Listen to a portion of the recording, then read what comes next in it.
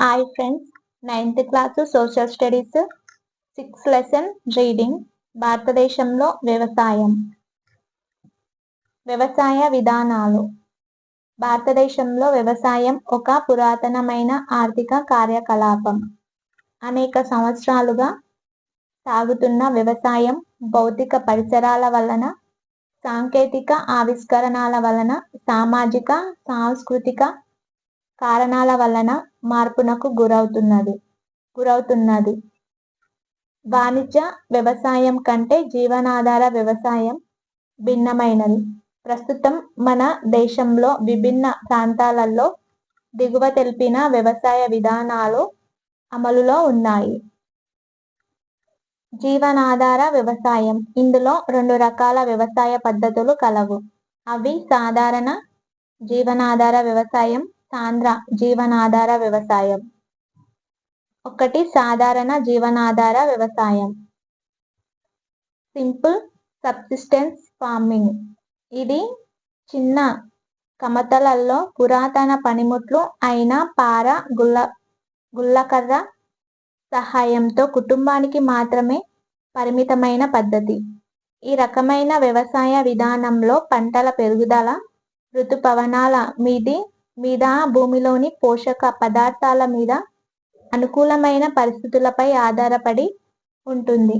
దీనిని నరుకు కాల్చు వ్యవసాయం, పోడు వ్యవసాయం అని కూడా అంటారు.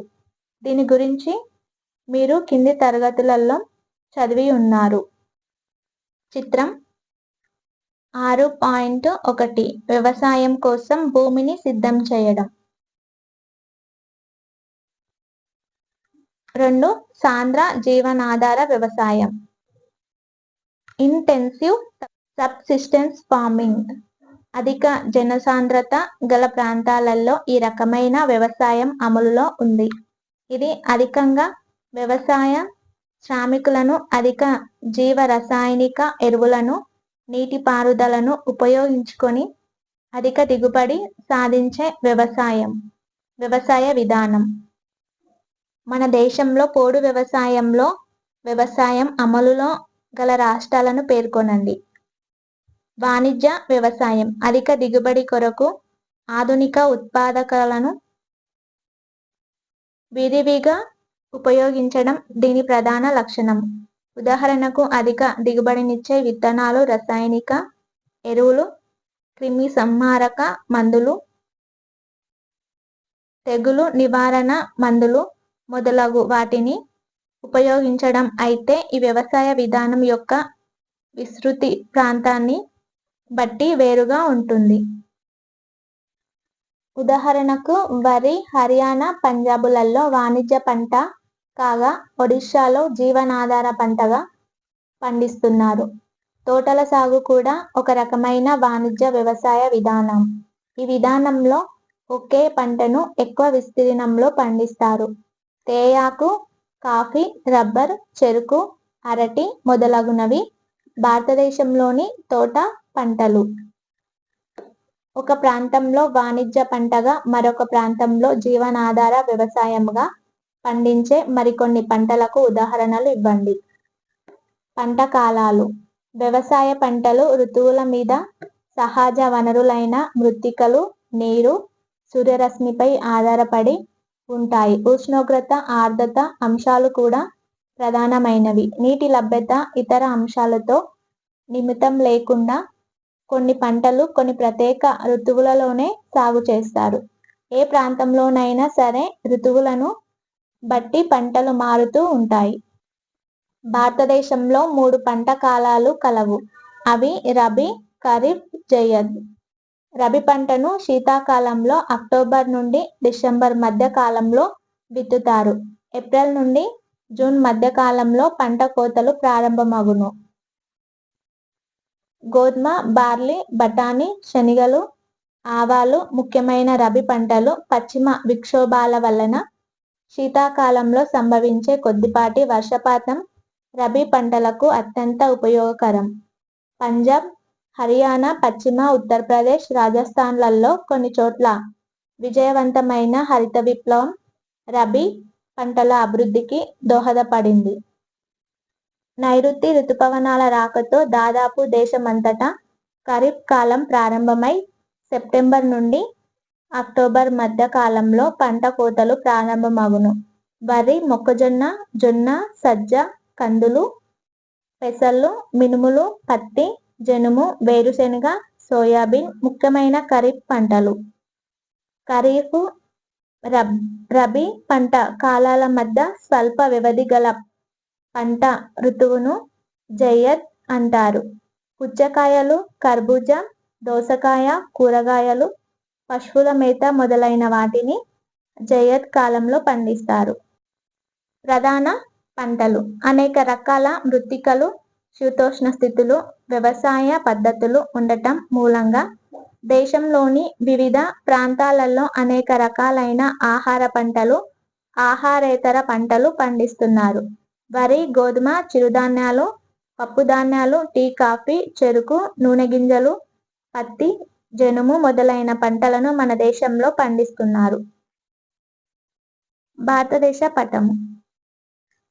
పటం చివర ఉన్న పాఠంలో వరి పండించే రాష్ట్రాలను చూసి ఈ భారతదేశ పటంలో ఆయా రాష్ట్రాలకు రంగులు వేయండి. చూసిక భారతదేశ సరిహద్దు. రాష్ట్రాల సరిహద్దు.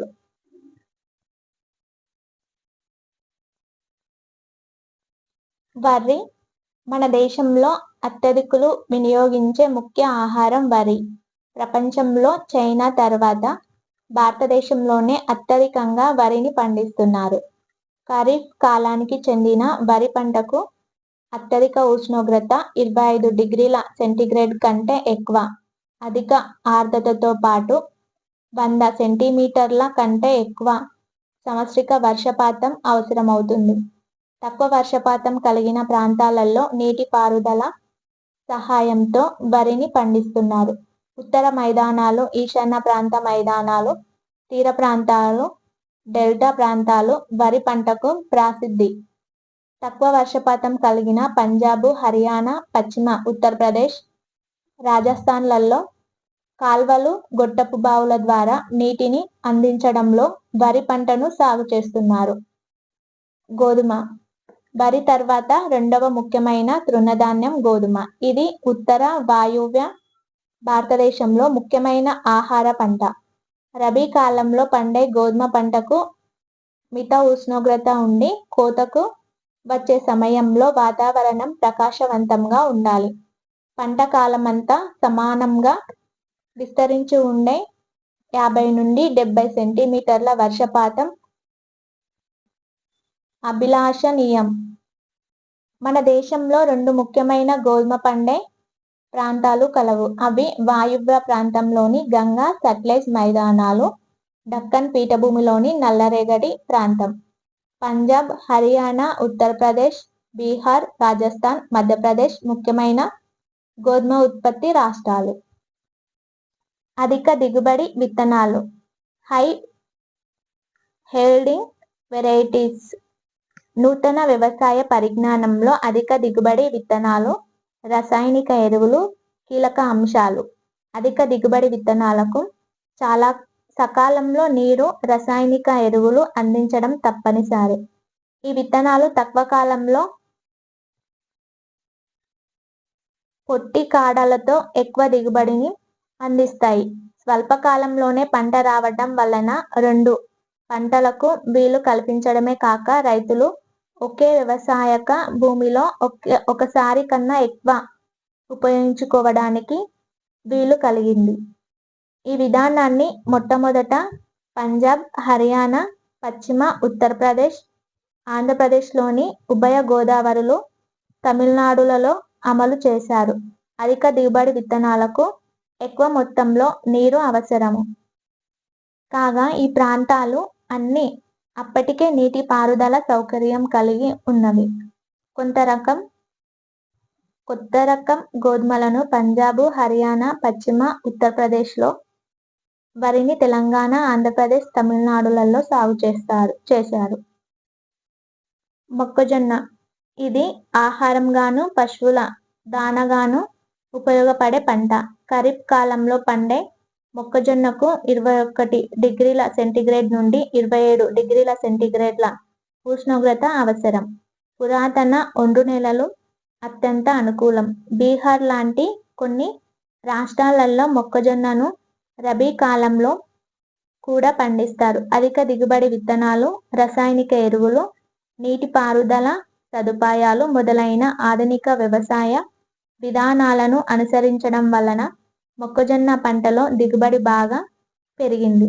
కర్ణాటక, ఉత్తరప్రదేశ్, బీహార్, తెలంగాణ, ఆంధ్రప్రదేశ్, మధ్యప్రదేశ్ రాష్ట్రాలలో మొక్కజొన్న ముఖ్యమైన పంట. చిరుధాన్యాలు. జొన్న, సజ్జ, రాగులు భారతదేశంలో పండే ముఖ్యమైన చిరుధాన్యాలు. వీటిని ముతక ధాన్యాలు అని కూడా పిలుస్తారు. ఇవి అత్యధిక పోషక విలువలను కలిగి ఉంటాయి. ఉదాహరణకు రాగులలో ఇనుము, కాల్షియం, ఇతర సూక్ష్మ పోషకాలు పుష్కలంగా కలిగి ఉంటుంది. ప్రపంచ జొన్న ఉత్పత్తిలో విస్తీర్ణంలోనూ భారతదేశం 3వ స్థానంలో గలదు. ఇది ప్రధానంగా వర్షాధారపు పంట. మహారాష్ట్ర అత్యధిక జొన్నను పండిస్తున్న రాష్ట్రం. దీని తర్వాత కర్ణాటక, తెలంగాణ, ఆంధ్రప్రదేశ్, మధ్యప్రదేశ్ జొన్న పండించే రాష్ట్రాలు. సజ్జ పంట ఇసుక నేలల్లోనూ, తేలికపాటి నల్లరేగడి నేలలో పండుతుంది. రాజస్థాన్, ఉత్తరప్రదేశ్, మహారాష్ట్ర, గుజరాత్, హర్యానా సజ్జ పండించే ప్రధాన రాష్ట్రాలు. రాగి పంట శుష్క వాతావరణం గల అన్ని రకాల నేలలో పండుతుంది. రాగి పంట కర్ణాటక, తమిళనాడు రాష్ట్రాలలో బాగా పండుతుంది.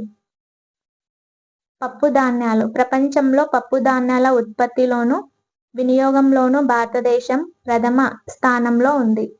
శాకాహారుల పోషణకు కావలసిన మాంసకృతులు ప్రధానంగా పప్పుధాన్యాల నుండి లభిస్తున్నవి. కందులు, మినుములు, పెసలు, బఠానీ, మసూర్, శనగలు భారతదేశంలో పండే ముఖ్యమైన పప్పు ధాన్యాలు. తక్కువ వర్షపాతం గల శుష్క ప్రాంతాలలో సైతం పప్పుధాన్యాలు పండుతాయి. కాయధాన్యాల కుటుంబానికి చెందిన ఈ మొక్కలన్నీ కూడా వాతావరణం నుండి నత్రజని గ్రహించి నేలలో ప్రతిష్టాపన చేసి భూసారాన్ని పెంచుతాయి. అందువల్ల వీటిని ప్రధానంగా ఇతర పంటల మధ్యలో మార్పిడి పంటగా పండిస్తారు. భారతదేశంలో మధ్యప్రదేశ్, ఉత్తరప్రదేశ్, రాజస్థాన్, మహారాష్ట్ర, కర్ణాటక పప్పు ధాన్యాలు పండించే ముఖ్యమైన రాష్ట్రాలు. పైన గల పప్పు ధాన్యాలలో ఖరీఫ్, రబీలలో పండే వాటిని వేరు చేయండి. ధాన్యేతర ఆహార పంటలు. చెరకు. ఇది ఆయన, ఉప ఆయన రేఖ ప్రాంతపు పంట. అధిక ఉష్ణోగ్రతలు 21°C నుండి 27°C, ఆర్ద్రత 75 నుండి 100 సెంటీమీటర్ల సంవత్సరిక వర్షపాతం నమోదు చేసే ప్రాంతాలు. చెరకు పంటకు అనుకూలం. అల్ప వర్షపాతం గల ప్రాంతాలలో నీటిపారుదల తప్పనిసరి. వివిధ రకాల మృత్తికలలో చెరకు పండుతుంది. నాటు వేయడం నుండి కోత వరకు కూలీల లభ్యత తప్పనిసరి. బ్రెజిల్ తర్వాత చెరకు అధికంగా పండిస్తున్నది భారతదేశమే. చెరకు నుండి చక్కెర, బెల్లం, కండసారి, మొలాసిస్ మొదలైన ఉత్పత్తులు లభిస్తాయి. మన దేశంలో ప్రధానంగా ఉత్తరప్రదేశ్, మహారాష్ట్ర, కర్ణాటక, తమిళనాడు, తెలంగాణ, ఆంధ్రప్రదేశ్, బీహార్ చెరకు పండించే రాష్ట్రాలు. నూనె గింజలు. ప్రపంచంలో నూనె గింజలు అత్యధికంగా మన దేశంలోనే పండిస్తున్నారు. అన్ని రకాల నూనె గింజలు కలిసి దేశ పంట విస్తీర్ణంలో 12% ఆక్రమిస్తున్నారు. వీటిని ప్రధానంగా వంట నూనెలుగా వినియోగిస్తున్నారు. వీటిలో మరికొన్నింటిని సబ్బులు, సౌందర్య లేపనాలు, ఔషధ లేపనాలలో ముడి పదార్థాలుగా ఉపయోగిస్తున్నారు. ఖరీఫ్లో పెరిగే వేరుశెనగ దేశంలోని మొత్తం నూనె గింజలలో సగభాగం ఆక్రమిస్తున్నది. తెలంగాణ, ఆంధ్రప్రదేశ్, తమిళనాడు, కర్ణాటక, మహారాష్ట్ర, గుజరాత్లో వేరుశెనగ పండించే ముఖ్యమైన రాష్ట్రాలు. అవిసెలు, ఆవాలు రబీలో పండించే పంటలు. నువ్వులు ఉత్తర భారతదేశంలో ఖరీఫ్ పంటగాను, దక్షిణ భారతదేశంలో రబీ పంటగాను పండిస్తున్నారు. ఆముదాలను ఖరీఫ్, రబీ రెండు కాలాలలోనూ పండిస్తారు. తేయాకు తోట పంటల వ్యవసాయానికి తేయాకు మంచి ఉదాహరణ. ఈ పంట బ్రిటిష్ వారి చేత భారతదేశంలో ప్రవేశపెట్టబడిన పానీయపు పంట. ప్రస్తుతం అనేక తేయాకు తోటలు భారతీయుల ఆధీనంలో కలవు. తేయాకు ఆయన ఉప ఆయన ప్రాంతపు పంట. లోతైన సారవంతమైన ఏటవాలు నేలలు ఉండి నీటిపారుదల వసతులు కలిగి హ్యూమస్ సేంద్రియ పదార్థం అధికంగా గల మృత్తికలు అత్యంత అనుకూలం. తేయాకు మొక్కలకు వెచ్చని అర్ధ శీతోష్ణ స్థితితో పాటు హిమరహిత వాతావరణం సంవత్సరం పొడవునా ఉండాలి. తరచుగా పడే వర్షపు జల్లులు సంవత్సరం పొడవునా విస్తరించి ఉంటే నాణ్యమైన తేయాకు పెరుగును. తేయాకు పంటకు అత్యధిక శ్రామికులు అవసరము. నైపుణ్యం గల శ్రామికులు ఎక్కువ మంది అవసరము. తేయాకును శుద్ధి. చిత్రం 6.2 తేయాకు తోట. తేయాకును శుద్ధి చేసేటప్పుడు వాటి యొక్క తాజాదనం కోల్పోకుండా ఉండటం కోసం తేయాకును తోటలోనే శుభ్రపరుస్తారు. అస్సాం, పశ్చిమ బెంగాల్, తమిళనాడు, కేరళ ప్రధానంగా తేయాకు పండించే రాష్ట్రాలు. తేయాకు ఉత్పత్తిలోనే కాకుండా ఎగుమతిలో కూడా భారతదేశం ముఖ్యమైన పాత్ర పోషిస్తున్నది. కాఫీ ప్రపంచ కాఫీ ఉత్పత్తిలో 4% భారతదేశంలోనే పండుతున్నది. భారతదేశంలో ఉత్పత్తి అయ్యే కాఫీ నాణ్యత పరంగా ప్రపంచ ప్రసిద్ధి పొందినది. ప్రారంభంలో యెమెన్ నుండి తీసుకురాబడిన అరేబికా కాఫీ మొక్కను దేశవ్యాప్తంగా పండిస్తున్నారు. ప్రపంచవ్యాప్తంగా ఈ రకము కాఫీకి మంచి గిరాకీ కలదు. ప్రారంభంలో బాబా బుడాన్ కొండలలో సాగు చేయబడిన కాఫీ పంట ప్రస్తుతం కర్ణాటక, కేరళ, తమిళనాడులలోని నీలగిరి ప్రాంతాలలో పండిస్తున్నారు. చిత్రం 6.3 కాఫీ మొక్క. ఉద్యానవన పంటలు. పండ్లు, కూరగాయల ఉత్పత్తిలో భారతదేశం ప్రపంచంలో ప్రథమ స్థానం కలిగి ఉంది. మన దేశంలో ఉష్ణమండల సమశీతోష్ణ ప్రాంతాలకు చెందిన పండ్లు పండిస్తున్నారు. మామిడి పండ్లు మహారాష్ట్ర, తెలంగాణ, ఆంధ్రప్రదేశ్, ఉత్తరప్రదేశ్, పశ్చిమ బెంగాలులలోను. నారింజ పండ్లు నాగపూర్, చిరపుంజి, మేఘాలయ. అరటి పంటను కేరళ, మిజోరం, మహారాష్ట్ర, తమిళనాడులలోను. చీలి, జామ పండును ఉత్తరప్రదేశ్, బీహార్లలోను. అనాస పండ్లను మేఘాలయలోను. ద్రాక్ష పంటను తెలంగాణ, ఆంధ్రప్రదేశ్, మహారాష్ట్రలోను. యాపిల్, బెర్రీ పండ్లు, జల్దార్ పండ్లు, అక్రోట్ పంటలను జమ్మూ కాశ్మీర్, హిమాచల్ ప్రదేశ్లలో పండిస్తున్నారు. ఇవి ప్రపంచవ్యాప్తంగా అధిక గిరాకీని కలిగి ఉన్నాయి. ప్రపంచ కూరగాయల ఉత్పత్తిలో 13% భారతదేశంలోనే పండిస్తున్నాము. బఠానీ, కాలీఫ్లవర్, ఉల్లి, క్యాబేజీ, టమాటా, వంకాయ, ఆలుగడ్డలు మొదలైన కూరగాయలు భారతదేశంలో పండిస్తున్నారు. ఆహారేతర పంటలు. రబ్బర్. ఇది భూమధ్య రేఖ ప్రాంతపు పంట అయినప్పటికీ కొన్ని ప్రత్యేక పరిస్థితులలో ఆయన ఉపాయన రేఖ ప్రాంతాలలో కూడా పండిస్తున్నారు. రబ్బర్ పంటకు అధిక వర్షపాతం, 200 సెంటీమీటర్ల కన్నా ఎక్కువ, అత్యధిక ఉష్ణోగ్రత 25 డిగ్రీల సెంటీగ్రేడ్ కన్నా ఎక్కువ అవసరం. రబ్బర్ పరిశ్రమలకు ముఖ్యమైన ముడిసరుకు కేరళ, తమిళనాడు, కర్ణాటక, అండమాన్ నికోబార్ దీవులు, మేఘాలయలోని గారో కొండలు. రబ్బర్ పంటకు ప్రసిద్ధి. ప్రపంచ రబ్బర్ ఉత్పత్తిలో మన దేశం 5వ స్థానంలో కలదు. నార పంటలు. పత్తి, జనుము మరియు సహజ పట్టు ప్రదేశంలో ముఖ్యమైన నార పంటలు. పట్టు మినహా మిగిలిన 2 నేలలో పెరుగుతాయి. పట్టును మాత్రం మల్బరీ ఆకులతో పెంచి పట్టుగుళ్ళ నుండి సేకరిస్తారు. పట్టు ఉత్పత్తి కోసం పట్టుపురుగులను పెంచడాన్ని సెరికల్చర్ అంటారు. పత్తి. ప్రపంచంలోనే మొట్టమొదట పత్తిని సాగు చేసిన దేశం భారతదేశం. నూలు వస్త్ర పరిశ్రమలకు కావలసిన ముడి పదార్థం ప్రధానంగా పత్తి నుండి లభిస్తున్నది. ప్రపంచ పత్తి ఉత్పత్తిలో భారతదేశం 3వ స్థానంలో ఉంది. శుష్క వాతావరణం గల దక్కన్ పీఠభూమిలోని నల్లరేగడి నేలలు పత్తి పంటకు అత్యంత అనుకూలం. అధిక ఉష్ణోగ్రతలు, మిత వర్షపాతం, కనీసం 210 రోజులు మంచురహిత వాతావరణం పత్తి పంటకు అనుకూలం. ఖరీఫ్ పంట అయినప్పటికీ పంట కాల వ్యవధి 6 నుండి 8 నెలలుగా ఉంటుంది. మహారాష్ట్ర, గుజరాత్, మధ్యప్రదేశ్, కర్ణాటక, తెలంగాణ, ఆంధ్రప్రదేశ్, తమిళనాడు, పంజాబ్, హర్యానా, ఉత్తరప్రదేశ్ పత్తి పండించే ప్రధాన రాష్ట్రాలు. జనుము. ఇది బంగారు పీచుగా ప్రసిద్ధి. తరచుగా వరదల వలన మేటలు వేస్తూ బాగా నీటిపారుదల సౌకర్యం గల మైదాన ప్రాంతాలు జనుము పంటకు అనుకూలం.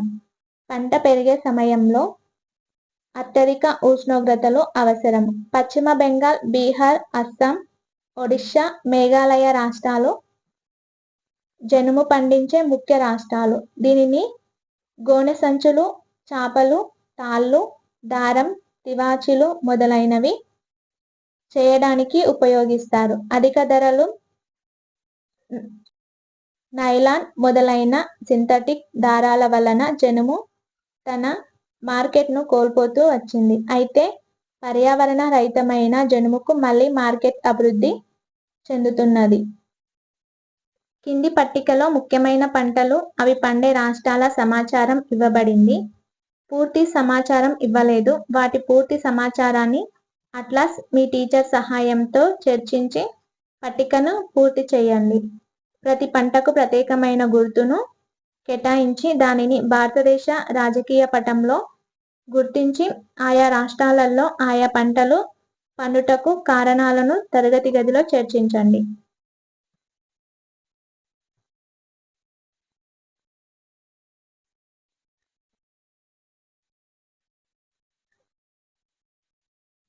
వ్యవసాయము ప్రాముఖ్యత. ఈ భాగంలో మన దేశ వ్యవసాయ రంగానికి చెందిన సమగ్రమైన వివరాలు తెలుసుకుందాము. స్వాతంత్రం నుండి నేటి వరకు వ్యవసాయ రంగంలో వచ్చిన మార్పులను, ప్రస్తుతం మన వ్యవసాయ రంగం ఎదుర్కొంటున్న సవాళ్లను గురించి అర్థం చేసుకోవడానికి ప్రయత్నం చేద్దాము. ఒక దేశం యొక్క ఆహార భద్రత వ్యవసాయ రంగం మీద ఆధారపడి ఉంటుంది. అంతేకాక దేశ ఆహార భద్రతకు వ్యవసాయ రంగం భరోసానిస్తుంది. పరిశ్రమలకు కావలసిన కొన్ని ముడి పదార్థాలను కూడా వ్యవసాయ రంగం అందిస్తుంది. వరి, గోధుమ మొదలైన ధాన్యాలను రైతులు పండిస్తున్నారు. లక్షల మంది ప్రజల జీవనంలో భాగమైన వ్యవసాయం అధిక సంఖ్యక ప్రజలకు ఉపాధిని కల్పిస్తుంది. మన దేశంలోని శ్రామికులలో సగం మందికి పైగా వ్యవసాయం, దాని అనుబంధ కార్యక్రమాలలో పనిచేస్తున్నారు. వ్యవసాయ రంగం స్త్రీ పురుషులలో స్త్రీలకే ఎక్కువ ఉపాధి కల్పిస్తున్నది. దాదాపుగా 70% మహిళా కార్మికులు వ్యవసాయ రంగంలో నిమగ్నమై ఉన్నారు. వీరిని వ్యవసాయదారులు, వ్యవసాయ కూలీలు అని 2 వర్గాలుగా గుర్తించవచ్చును. వ్యవసాయదారులలో స్వంత పొలం కలిగిన రైతులు, కౌలు రైతులు ఉంటారు. స్వంత పొలము లేని శ్రామికులు ఇతరులకు చెందిన పొలాలలో పనిచేశారు. కాలం గడుస్తున్న కొద్దీ జనాభా పెరుగుతున్నందున మనము వాస్తవ దత్తాంశాన్ని చూసినట్లయితే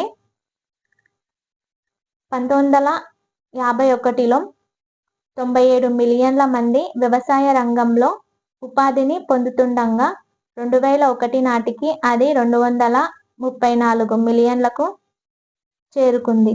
దీనికి కారణం గ్రామీణ ప్రాంతాలలో జీవనోపాధిని వెదుగుతున్న వ్యవసాయ కూలీల సంఖ్య పెరగటమే. వారికి భూమి లేకపోవడం గాని లేదా కొద్ది విస్తీర్ణం కల భూమిని కలిగి ఉండటం గాని జరిగింది. వారికి అందుబాటులో గల ఉద్యోగ అవకాశాలు ఏమిటి? ఇది ఒక తీవ్రమైన సవాలు. వ్యవసాయదారులు, వ్యవసాయ కూలీలు 1961 నుండి 2001 వరకు. వ్యవసాయదారులు, వ్యవసాయ కూలీలు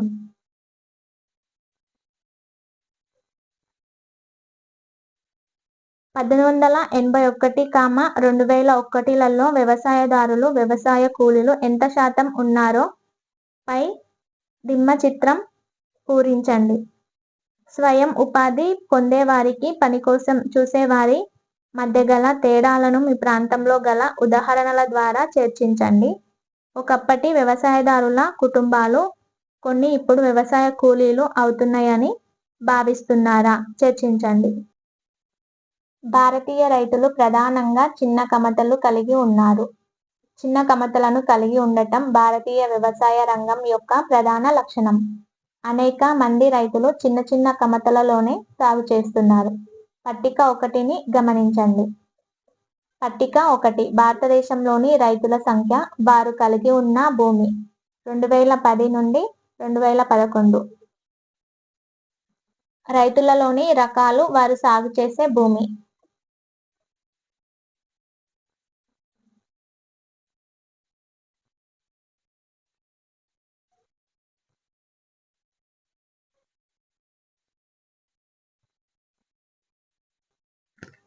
వ్యవసాయ ఉత్పత్తి సహజ కారకాల మీద ఆధారపడి ఉంటుంది.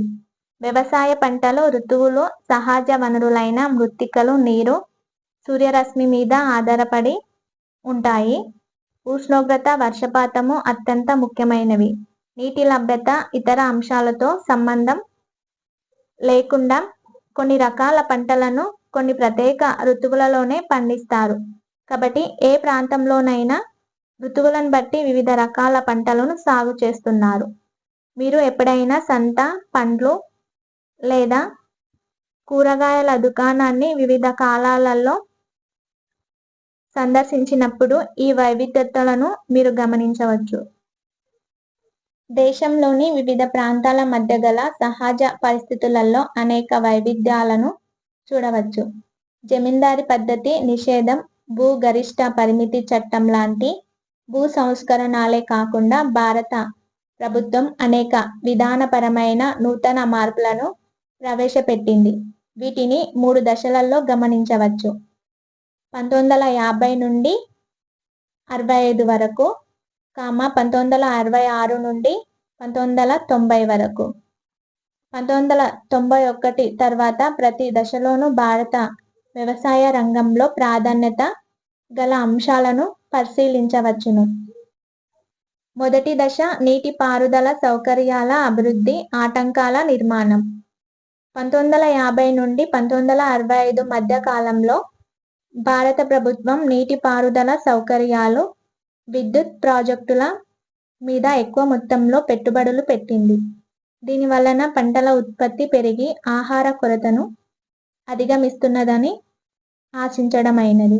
నీటిపారుదల సదుపాయాల కోసం విద్యుచ్ఛక్తి ఉత్పత్తి కొరకు బహుళార్థ సాధక పథకాలు అయిన బాక్రా నంగల్ హిమాచల్ ప్రదేశ్, దామోదర లోయ పథకం పశ్చిమ బెంగాల్, హిరాకుడ్ ఒడిశా, నాగార్జున సాగర్ తెలంగాణ ఆంధ్రప్రదేశ్, గాంధీ సాగర్ మధ్యప్రదేశ్ మొదలైన ఆనకట్టలను నిర్మించడం జరిగింది. నికర సాగుభూమి, నీటిపారుదల వసతి కలిగిన భూమి విస్తీర్ణం పెరగటం వలన పంట దిగుబడి పెరిగింది. ఈ దశలో ప్రభుత్వం సహకార సంఘాలను ఏర్పరచుకోవడానికి రైతులను ప్రోత్సహించడమే కాకుండా వ్యవసాయ విస్తరణ అధికారులను నియమించి రైతులకు కావలసిన సాంకేతిక సహకారాన్ని అందించింది. ప్రత్యేకించి చిన్న రైతుల కోసం మండల, తాలూకా స్థాయిలలో సమాజ అభివృద్ధి పథకాలను చేపట్టింది. అయితే అభివృద్ధి సాధించినప్పటికీ ఆహార కొరత కొనసాగింది. 1962, 1965 సంవత్సరాలలో భారతదేశం ఎదుర్కొన్న యుద్ధాల వలన ప్రభుత్వం అధికంగా డబ్బును ఖర్చు చేయవలసి వచ్చింది. 1965 నుండి 1966 సంవత్సరంలో తక్కువ వర్షపాతం నమోదు కావటంతో కరువు సంవత్సరాలుగా ప్రకటించారు. దీనివలన ఆహార ధాన్యాల ఉత్పత్తి తగ్గి ప్రభుత్వం తప్పనిసరిగా ఇతర దేశాల నుండి దిగుమతి చేసుకోవలసి వచ్చింది. ఈ పరిస్థితి దేశ నాయకులను ఆందోళనకు గురిచేసింది. దీంతో భారత వ్యవసాయ విధానాలను మార్చవలసి వచ్చింది. అట్లాస్ సహాయంతో పైన పేర్కొన్న డ్యాములను, అవి నిర్మించబడిన నదులను భారతదేశ పటంలో గుర్తించండి. రెండవ దశ 1966 నుండి 1990 హరిత విప్లవం, దాని విస్తరణ.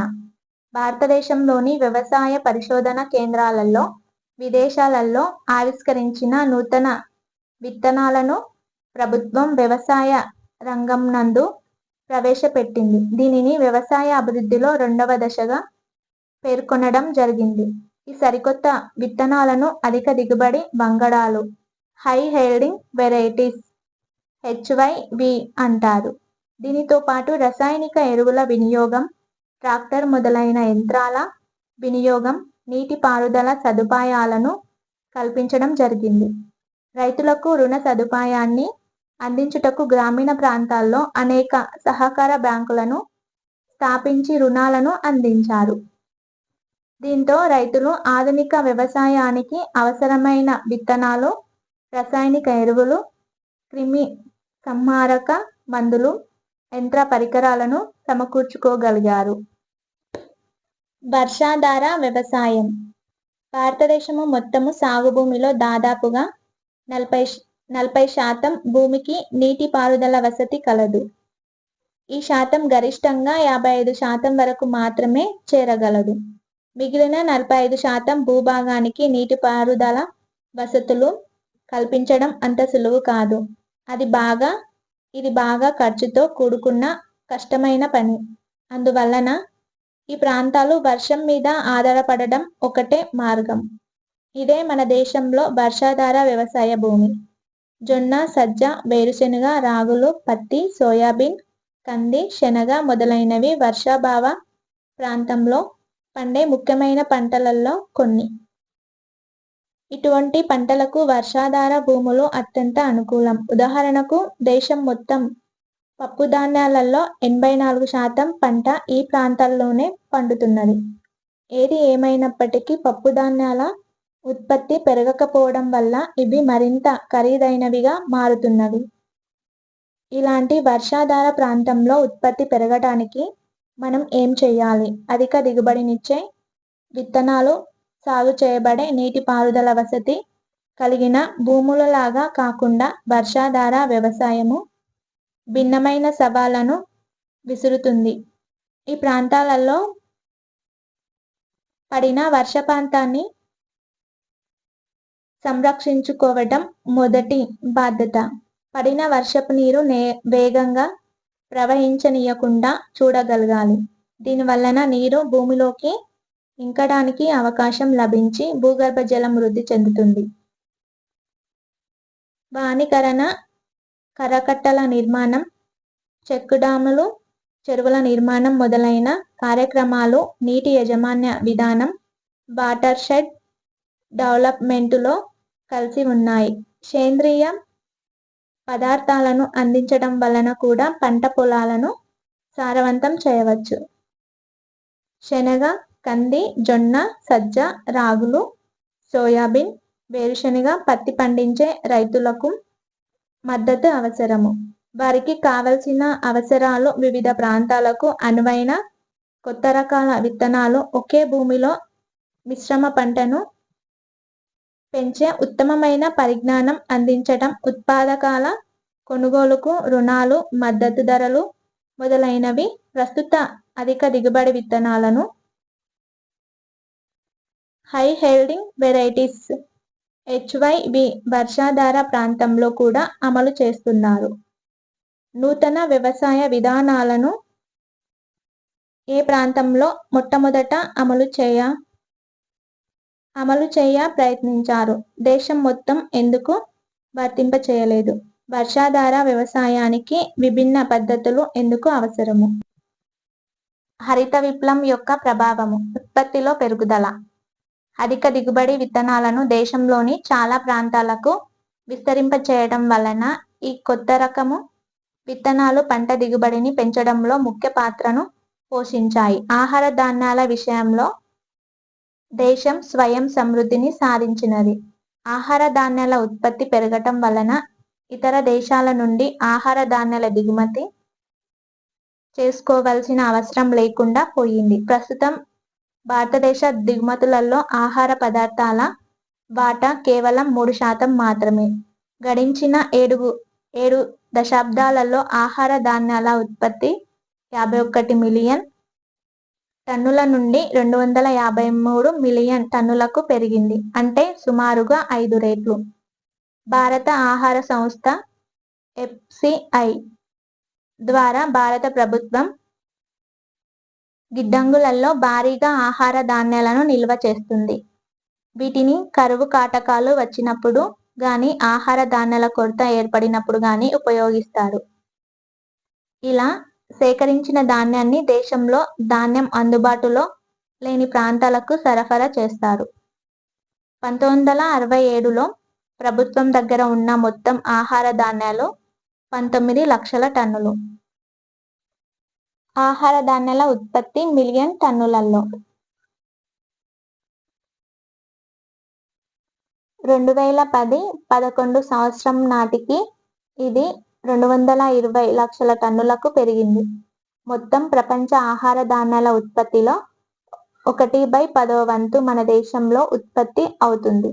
రైతులు అధిక మొత్తంలో ఆహార ధాన్యాల ఆహారేతర పంటలను ఒకే పొలంలో సాగు చేయడానికి హరిత విప్లవం తోడ్పడింది. అయితే వ్యవసాయ సాగు భూమి విస్తీర్ణంలో పెద్దగా పెరుగుదల లేదు. 1960లో ఒక రైతు ఎకరా భూమిలో 287 కిలోల ఆహార ధాన్యాలను, వరి లేదా గోధుమ పండించగా ప్రస్తుతం అదే రైతు ఒక ఎకరా సాగు భూమిలో 800 కిలోల పైగా ఆహార ధాన్యాలను పండిస్తున్నాడు.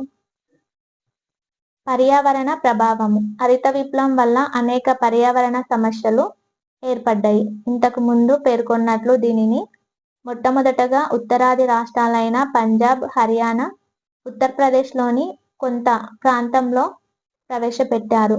ఈ ప్రాంతాలలోని కొన్ని పర్యావరణ సమస్యలను తెలుసుకుందాం. ఈ రాష్ట్రాలలో అధిక శాతం రైతులు ఎక్కువ నీరు అవసరమయ్యే వరి, గోధుమలలో అధిక దిగుబడినిచ్చే రకాలను సాగు చేస్తున్నారు. కరువు కాటకాలను అధిగమించడానికి అదనపు ఆహార నిల్వలు ఎలా సహకరిస్తాయి? రైతులు తమకు గల కొద్దిపాటి విస్తీర్ణంలో ఆహార ధాన్యాల దిగుబడిని ఎలా పెంచుకోగలిగారు? ఏ దశాబ్దాలలో ఆహార ధాన్యాల దిగుబడి వేగంగా పెరిగింది? దానికి సరైన కారణం ఏమై ఉండవచ్చు? నీటి సమస్యలు. ఈ ప్రాంతాలలో నీటి వసతికి ప్రధానంగా బోరుబావుల ద్వారా భూగర్భ జలాలపై ఆధారపడతారు. కాలక్రమంలో బోరుబావుల సంఖ్య పెరగటం వల్ల భూగర్భ జలమట్టం వేగంగా పడిపోసాగింది. భూమిలోకి ఇంకే నీళ్ల కంటే తక్కువ మోతాదులో బయటకు తోడుతున్నప్పుడు మాత్రమే భూగర్భ జలమట్టం పడిపోకుండా చూడగలము. భూమి లోపలికి నీరు ఇంకటం అన్నది ఒక సహజ ప్రక్రియ. ప్రతి సంవత్సరం ఇది వర్షపాతం ద్వారా, బాగులు, కాల్వలు, నదుల ప్రవాహం ద్వారా జరుగుతుంది. ఈ వనరుల నుంచి నీరు మెల్లగా భూమి పొరల గుండా ఇంకుతూ భూగర్భ జలంగా మారుతుంది. భూమి లోపలికి ఇంకే నీటి కంటే ఎక్కువ నీటిని బోరుబావుల వంటి వాటి ద్వారా తోడేస్తున్నప్పుడు సమస్య ఎదురవుతుంది. దీనివల్ల ఆ ప్రాంతంలో భూగర్భ జలమట్టం పడిపోతుంది. భూగర్భ జలమట్టం పడిపోవడం అంటే భవిష్యత్తులో ఉపయోగించుకోవటానికి భూగర్భ జలాలు ఉండవు. కాబట్టి భూగర్భ జలాలను పరిరక్షించుకోవాల్సిన అవసరం ఎంతో ఉంది. పంజాబ్లోని 12 జిల్లాలలో 10 జిల్లాలు మరియు హర్యానాలో 12 జిల్లాలో 9 జిల్లాలు భూగర్భ జల సమస్యను ఎదుర్కొంటున్నాయి. గత 3 దశాబ్దాలుగా పర్యావరణానికి జరుగుతున్న హాని వల్లే పంజాబ్ వ్యవసాయము ముప్పును ఎదుర్కోబోతున్నదని నిపుణులు భావిస్తున్నారు. ఎరువుల సమస్యలు. సేంద్రియ ఎరువు పెంటకుప్పల్లో హ్యూమస్ సూక్ష్మజీవులు ఉంటాయి. హ్యూమస్ ఏర్పడే ప్రక్రియలో ఖనిజాలు మెల్లగా అందుబాటులోకి వస్తాయి. రసాయనిక ఎరువులు సాధారణంగా నత్రజని, భాస్వరం, పొటాషియం వంటి ఖనిజాలను నీటిలో కరిగే రూపంలో ఉండటం వల్ల ఇవి మొక్కలకు వెంటనే అందుబాటులోకి వస్తాయి. కానీ ఇవి నేలలో ఎక్కువ కాలం అందుబాటులో ఉండవు. మట్టిలో నుండి నీటి ద్వారా లోపలి పొరలకు ఇంకి భూగర్భ జలాలను, నదులను, చెరువులను కలుషితం చేస్తాయి. రసాయనిక ఎరువులు, పురుగుల మందులు కూడా నేలలోని బ్యాక్టీరియా, ఇతర సూక్ష్మజీవులను చంపేస్తాయి. అంటే ఇవి వాడటం మొదలుపెట్టిన కొంతకాలానికి నేల సారాన్ని కోల్పోతుంది. నేలలో సూక్ష్మజీవులు లేనప్పుడు నేలకు వెంటనే ఎక్కువ మోతాదులో రసాయనిక ఎరువులు వేయాల్సి ఉంటుంది. సూక్ష్మజీవులు అన్ని రకాల పోషకాలను అందిస్తాయి. ఇవి తగ్గినప్పుడు ఆయా పోషకాలు కూడా అందవు. అంటే హరిత విప్లవం వల్ల అనేక ప్రాంతాలలో భూముల సారం తగ్గి రైతుల ఖర్చు పెరిగింది. నేల సారం, భూగర్భ జలం వంటి పర్యావరణ వనరులు ఏర్పడటానికి ఎన్నో సంవత్సరాలు పడుతుంది. ఒకసారి వీటిని కోల్పోయామంటే తిరిగి పునరుద్ధరించడం కష్టం. అధిక దిగుబడినిచ్చే వంగడాలను పెద్ద ఎత్తున సాగు చేయడం ద్వారా ఇతర ప్రాంతాలు కూడా ఇటువంటి పర్యావరణ సమస్యలనే ఎదుర్కొంటున్నాయి. వ్యవసాయము ప్రధానంగా సహజ వనరులపై ఆధారపడిన నేపథ్యంలో భవిష్యత్తులో కూడా వ్యవసాయము ప్రగతి సాధించేలా పర్యావరణాన్ని ఎలా కాపాడుకోవాలి? ఈ ప్రశ్నపై భిన్న దృక్కోణాల నుంచి వాదోపవాదాలు జరుగుతున్నాయి. సారవంతమైన నేల అంటే ఏమిటి?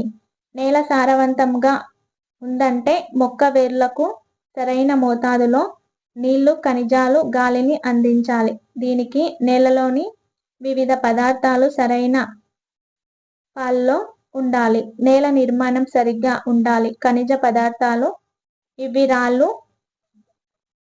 ఛిద్రమవటం ద్వారా ఏర్పడతాయి. సేంద్రియ పదార్థాలు జీవులు లేదా ప్రాణం ఉన్న వాటి నుంచి లభించినవి కలిసి నేల ఏర్పడుతుంది. మొక్కల వేర్లకు అందాలంటే ఖనిజాలు నీటిలో కరిగే గుణం కలిగి ఉండాలి. మూడవ దశ 1990 నుండి నేటి వరకు వ్యవసాయ సంస్కరణల తర్వాత మనము చూసిన విధంగా 1967 నుండి 1991 వరకు భారతదేశంలోని రైతులు తమ ఉత్పత్తులను దేశీయ మార్కెట్లోనే భారత ఆహార సంస్థ ద్వారా ప్రభుత్వానికి విక్రయించేవారు. అలాగే ప్రజలు ఆహార పదార్థాల కొనుగోలుకు దేశంలోని మార్కెట్లపై ఆధారపడినారు. వ్యవసాయ ఉత్పత్తులకు విదేశీ వ్యాపారం అనుమతించలేదు. వ్యవసాయ ఉత్పత్తుల ఎగుమతులు, ప్రత్యేకించి ఆహార ధాన్యాలను నిషేధించారు. దిగుమతులను కూడా అనుమతించలేదు. కొరత ఏర్పడిన సందర్భంలో కేవలం ప్రభుత్వానికి మాత్రమే దిగుమతి చేసుకునే హక్కు ఉండేది. ప్రభుత్వం రైతాంగానికి కావలసిన ఉత్పాదకాలను చౌకగా అందచేయడం ద్వారా వ్యవసాయ ఉత్పత్తులను కనీస మద్దతు ధరతో కొనడం, తద్వారా ప్రోత్సహించడం మనం చూసాము. ఈ విధంగా భారతీయ రైతు స్వదేశంలోని మార్కెట్ల కొరకు ఉత్పత్తి చేయడం, వ్యవసాయం ద్వారా సరైన ఆదాయం సంపాదించడం కోసం ప్రభుత్వ మద్దతు మీద ఆధారపడుతున్నాయి. హరిత విప్లవ సహాయంలో రైతులు ఆహార ధాన్యాన్ని ఎగుమతి చేయడానికి భారత ప్రభుత్వం ఎందుకు అనుమతించలేదు? ప్రభుత్వం ఎగుమతులను, దిగుమతులను ఎందుకు నిషేధించినది? ఈ విధానం భారతీయ రైతులకు ఏ విధంగా ఉపయోగపడింది? వ్యవసాయ ఉత్పత్తులలో విదేశీ వ్యాపారం. ముందుగా సూచించినట్లుగా 1991 వరకు ప్రభుత్వం వ్యవసాయంలో చాలా రక్షిత విధానాలను అనుసరించింది. ప్రస్తుతం భారతదేశ వ్యవసాయ విధానంలో చాలా గమనించదగిన మార్పులు వచ్చాయి. గతం కంటే ఎక్కువగా ఎగుమతులు, దిగుమతులు జరుగుతున్నాయి. వ్యవసాయ వర్తక విధానంలోని మార్పులు కేవలం భారతదేశంలో మాత్రమే జరగలేదు. అభివృద్ధి చెందుతున్న ఆసియా, ఆఫ్రికా, దక్షిణ అమెరికాలలోని అనేక దేశాలలో ఇలాంటి మార్పులు జరిగాయి. దీనికి కారణం అభివృద్ధి చెందిన దేశాలు విదేశీ వ్యాపారాన్ని అనుమతించమని చేసే ఒత్తిడి.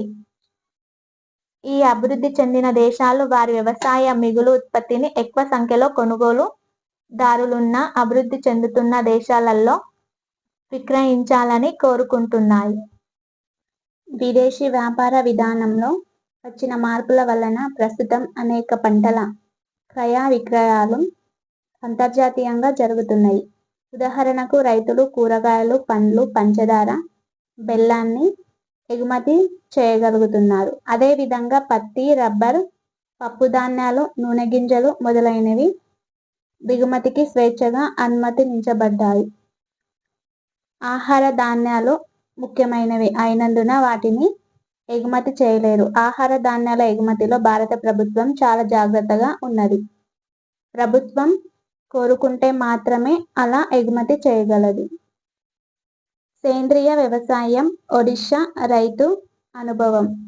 హరిత విప్లవ సమస్యలను అధిగమించటానికి భారతదేశంలోని రైతులు వివిధ వ్యవసాయ పద్ధతులను అవలంబిస్తున్నారు. ఇక్కడ ఒక ఉదాహరణ చూద్దాము.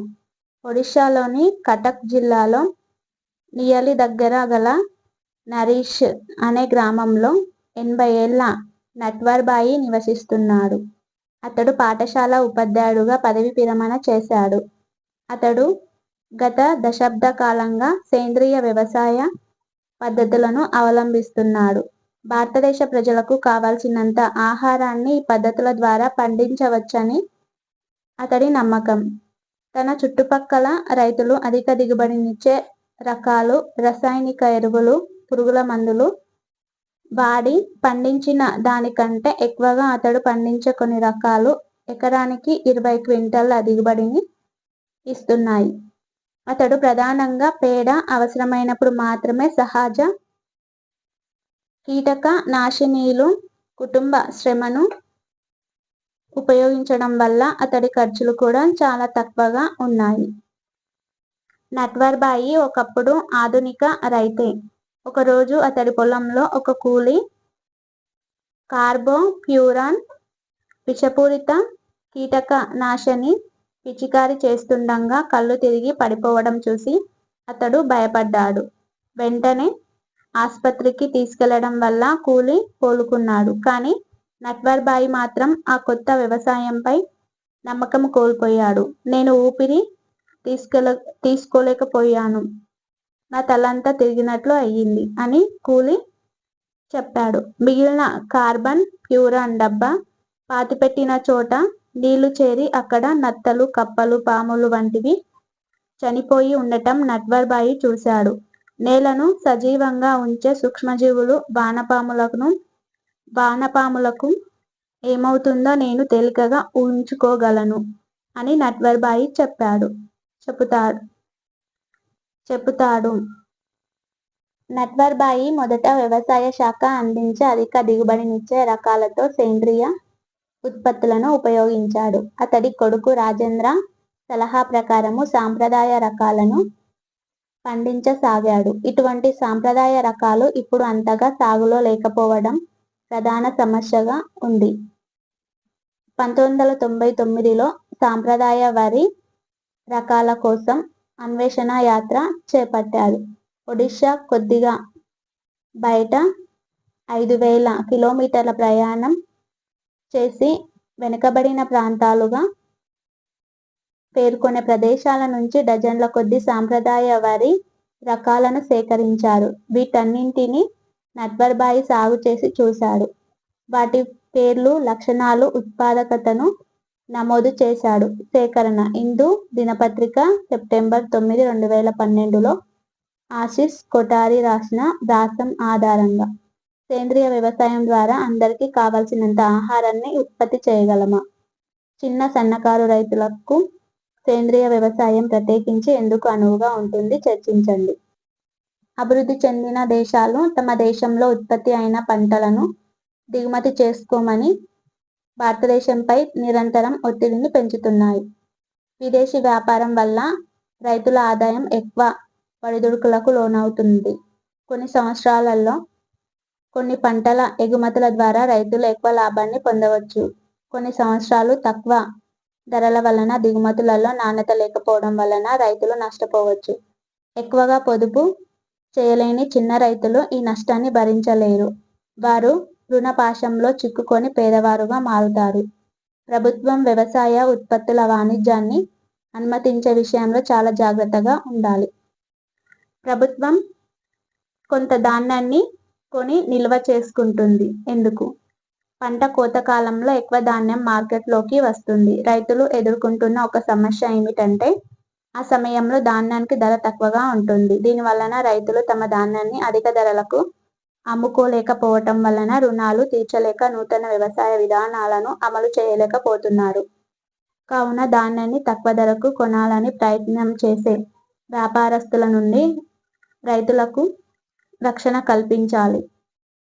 కనుక ప్రభుత్వం కనీస మద్దతు ధరను నిర్ణయించింది. కనీస మద్దతు ధర అంటే రైతులు తమ ధాన్యాన్ని ప్రభుత్వానికి అమ్మదలుచుకుంటే ప్రభుత్వం ధాన్యానికి చెల్లించే ధర. రైతులు సాగు కోసం ఖర్చు పెట్టిన మొత్తం కన్నా కొంచెం ఎక్కువ లాభాన్ని ఇస్తూ ప్రభుత్వం నిర్ణయించిన ధర కనీస మద్దతు ధర వలన రైతులు తమ ధాన్యాన్ని వ్యాపారస్తులకు తక్కువ ధరలకు అమ్ముకోవాల్సిన పని లేదు. రైతుల దగ్గర నుండి ఆహార ధాన్యాలను కొనుగోలు చేసి వాటిని నిల్వ ఉంచడానికి ప్రభుత్వం భారత ఆహార సంస్థను ఏర్పాటు చేసింది. ఇది భారీగా నిల్వలను సమకూర్చుకొని చౌక ధరల దుకాణాలకు, ఇతర ప్రభుత్వ పథకాలకు, ఉదాహరణ పాఠశాలల్లో మధ్యాహ్న భోజన పథకం ధాన్యాన్ని సరఫరా చేస్తుంది. కీలక పదాలు: 1. రసాయనిక ఎరువులు, 2. హరిత విప్లవం, 3. సేంద్రియ పదార్థం, 4. వర్షాధార వ్యవసాయం, 5. ఆధునిక వ్యవసాయ పద్ధతులు, 6. విదేశీ వాణిజ్య విధానం. ఓకే ఫ్రెండ్స్, ఈ వీడియో మీకు నచ్చినట్లయితే లైక్ చేసి మీ ఫ్రెండ్స్కి షేర్ చేయండి. అలాగే ఈ ఛానల్ని సబ్స్క్రైబ్ చేసుకోండి. ఏమైనా మిస్టేక్స్ ఉంటే కామెంట్ చేయండి. ప్రతి లైన్ టు లైన్ రివిజన్ చేయడానికి ఈ వీడియో యూజ్ అవుతుంది. ఏదైనా పని చేస్తూ కూడా ఈ వీడియోను వినవచ్చు. Okay, thank you.